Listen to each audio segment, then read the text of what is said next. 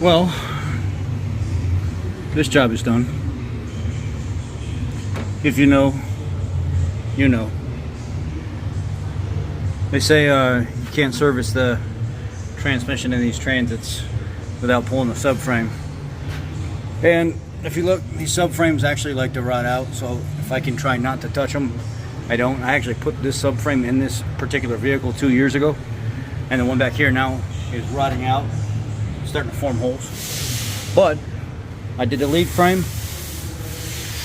the filter, and I'm about to do the fluid. And about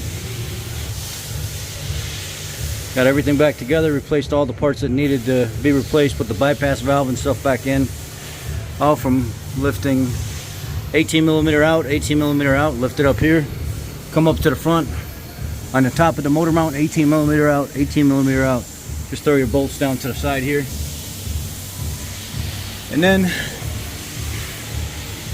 you've got all this room to work with this transmission pan. Best thing to do is take the pan out first and then the filter out second. You're gonna have to kind of fit your hand up above it and push the filter up in the housing where it sits and then pull it out. 2011 to 2017, if you're servicing a 6R80, there is a series of 11 T30s around the valve body, and they just drop right out. So pull 11 T30s out. They're bigger than all the other ones. They're the only ones that are T30. The rest of them are T27. So, and they have a bigger head on the 11 that need to come out. So that's how you can identify which ones need to come out to drop the valve body down. Pull the little white tab on the pass-through for the trans connector. When you go to take the connector out of the back of the housing right here, turn it about 30-40 degrees, like turn the little tab here up, don't turn it all the way off, and then pull the connector and everything out in one piece, and then finish turning the rest of the collar, and the pass-through will come out with it. Go ahead and replace that while you're there. Replace the little gasket above the valve body while you're there. If you're looking for part numbers, this is connector 6L2 Zebra 7 Golf 276 AA. And then it's going to be a messy job, but you can do it faster than the book time by doing it this way. There's one more.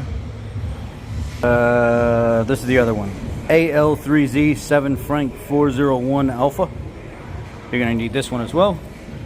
Then for the Transits, the lead frame is going to be, I'm pretty sure for the F-150s and stuff as well, it's going to be AL3Z 7 Golf 276 Delta. This is the new lead frame. Inside this box there's a pouch with a rubber foam piece. No, it's not a rubber foam piece, it's a foam piece. And it goes over the terminals, not the plastic part. I've seen people try to stretch it onto the plastic part. It goes over the terminal pieces and then slides down. And then the lead frame snaps onto the valve body. What else do we need here?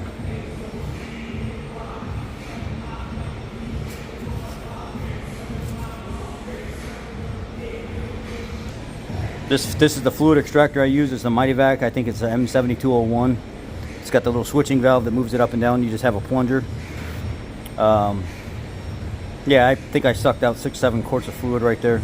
Could be just a hair more, right about 6-7 quarts. So that's probably what'll get close to going back in. Sometimes you'll even get more than that. You can get closer to 11 quarts out of it. So just have 11 quarts handy just as a precautionary, but you'll probably only need like 7 or 8 when it's all said and done.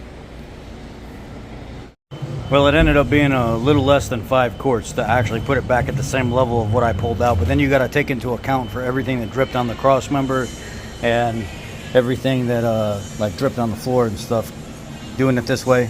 So I'm going to stick with 5, shove that in there, and then start the vehicle. Well, it's been running about 10 minutes now, 15 minutes now, I want to say. And we're completely warmed up. Shifted all the gears, no problems at all.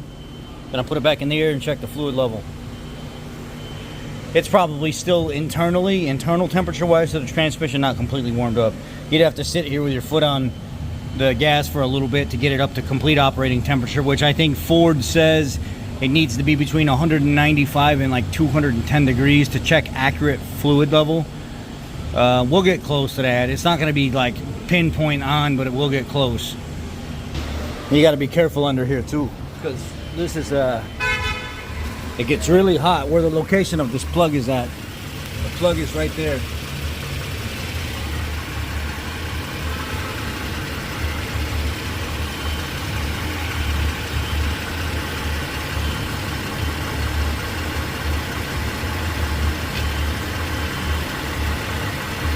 Just take the cap off. The dipstick is underneath it. Leave the dipstick in the hole. Make sure it's nice and flush. And then pull it straight out. Let's see where we're at. We're all the way on the bottom of the stick, it looks like. I'm gonna put it back in there and check it again. Come on, it's hot. And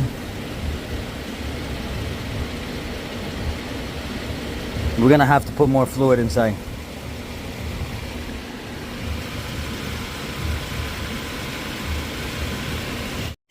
We got about 7.5 in there right now. You can see the stick it's dry. Put it in here real quick. Careful, it's hot. It's just starting to get into the A. Between A and B is full, so we'll put a hair more and then go drive it. Actually, you know what? We'll leave it alone right now because the fluid's still going to expand some. It's not completely, it's at like 184 degrees is what the scan tool said. So we need it to be a little hotter for that fluid to expand to full level.